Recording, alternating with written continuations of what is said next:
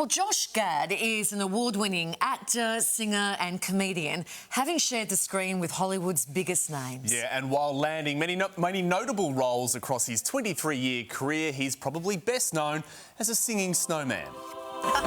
So good. And we welcome the one and only Josh Gad to the Morning Show. Congrats on the book.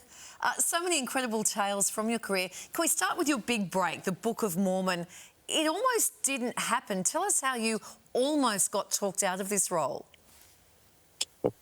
Well, for starters, I almost talked myself out of this role because I read the script and I listened to the music and I said to myself, oh my God, this is, let's see, the most offensive thing I've ever read or heard in my life. And I remember I was shooting a movie called Love and Other Drugs with my buddy Jake Gyllenhaal.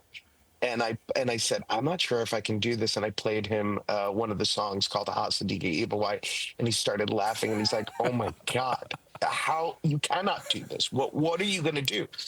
And I sort of thought about it and I kind of weighed the pros and cons and decided that while the cons may be I get shot by a very religious radical person, the pros were I get to do maybe the funniest thing I've ever seen on stage. And so I decided to take the risk, and 15 years later, it's still running on Broadway. It's still a giant hit. I think we just surpassed Rent as the 11th longest running show in Broadway history. It's surreal. Yeah, as you say, the rest is history. It was an absolute smash hit. It was the must-have ticket when it first opened, and scores of famous faces came to see it, including one of your own heroes, the late funny man Robin Williams. Tell us about the note that he left for you.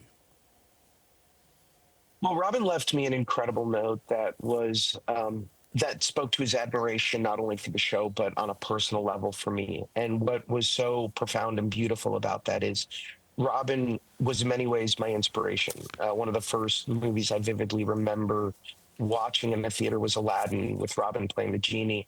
And I looked at my mom, who was about 10 years old, and I said, I want to do that one day. I want to be like whatever that guy's doing. I want to do that. And so to then, have Robin profess his own admiration for me, somebody close to 30 years his junior, 20 years his junior, that was pretty insane and pretty beautiful. Absolutely and it's beautiful. still a seismic loss. And I'm sure there are little boys now who look to you and go, I want to be just like Josh one day. So that would come full circle. Can we talk about Frozen? The third instalment is coming in 2027. For better or worse, you must get some really big reactions when people hear that voice coming out of you.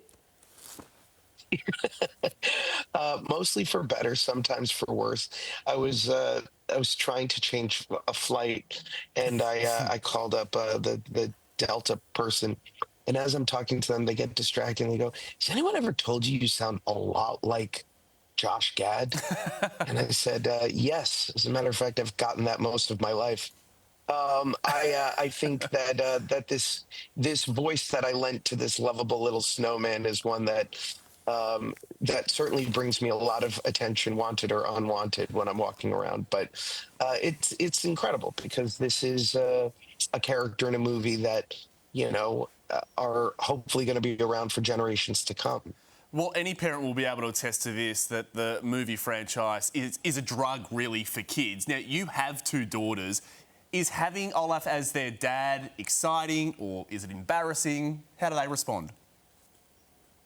Having the actor who plays Olaf buy them tickets to a Sabrina Carpenter Taylor Swift concert is now the only thing that really matters for them. I think that they have they're too cool or they pretend to be too cool for all of my movies.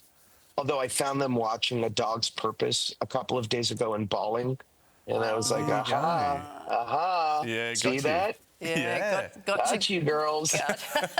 Speaking of girls, another incredible woman in your life is your mum. Is it true your need to make her laugh is what maybe seemingly kick-started your career? 100% the case. My mom, who was a single mother raising three boys, she and my father got divorced when I was around 6 years old, and my dad left her for another woman who he had another family with. And she rightfully fell into a deep depression. And that really made me sort of activate and want to help her. And I found that the greatest weapon I had was making her laugh. And I knew that if that could be my superpower with my mom, maybe I could. Oh my God, we look like a bunch of drug dealers from Colombia. There, I knew that if I could do that for her, I would be able to do it for others as well. And so I decided to make a passion a career. Where are you in the order, Josh, of the siblings? let's bring that photo back where's up. the photo? Which one are you? I'm the baby in the white cocaine tuxedo. And when did you start smuggling drugs? Yeah. Gorgeous. I was around that age. No one suspected me at the age of 3. And I was just kind of walking through airports in Cartagena. There you go. That And the rest picture's is history. insane. Well, Josh, you do say that your humour was your superpower, and you've gone on to work with so many stars: Adam Sandler, Pink, Billy Crystal. I mean, what would teenager Josh Gad say if he knew that you'd been rubbing shoulders with these stars? Teenage Josh Gad wrote a letter to Billy Crystal asking younger Billy Crystal to help him out with a benefit for an organization called Student Relief that he created. So the greatest thing is that older Josh Gad now gets to rub it in older Billy Crystal's face that he never responded to said letter. Oh, no. Josh, while we have you, we just want to ask you very sad news. You're in Hollywood right now. The very sad news in Hollywood today about Gene Hackman.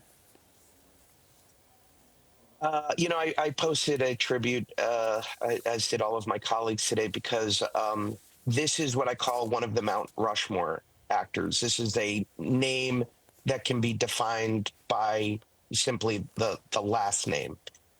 And there's very few of them, right? Brando, Nicholson, Streep, Poitier, Hackman. And when you lose one of these titans who not only defined cinema, but changed what it meant to be an actor in cinema, it's a massive loss. And even though he had been retired for quite some time, knowing that he was still around and seeing those pictures that popped up, I believe a year ago, of just badass Gene Hackman going to a gas station in New Mexico, I don't know. It made me smile. Yeah. And I my heart breaks for his kids today. And obviously there's, some strangeness around what happened. And I'm heartbroken that this titan of the industry, his wife and dog, were all found dead. So yes, his legacy will live on. And I can't wait to go through his movies again and show my girls movies like, Birdcage and One Day Unforgiven and French Connection and Young Frankenstein and Royal Tenenbaums, Goes on and on, doesn't Superman. It's crazy. Yeah. His resume is crazy. Yeah. Josh, we thank you for those very kind words about Gene Hackman, and we want to congratulate you too on your memoir. It is called In Gad We Trust. What a delight to speak to you this morning. Congratulations. The book is out now. Good luck. Thanks, Josh.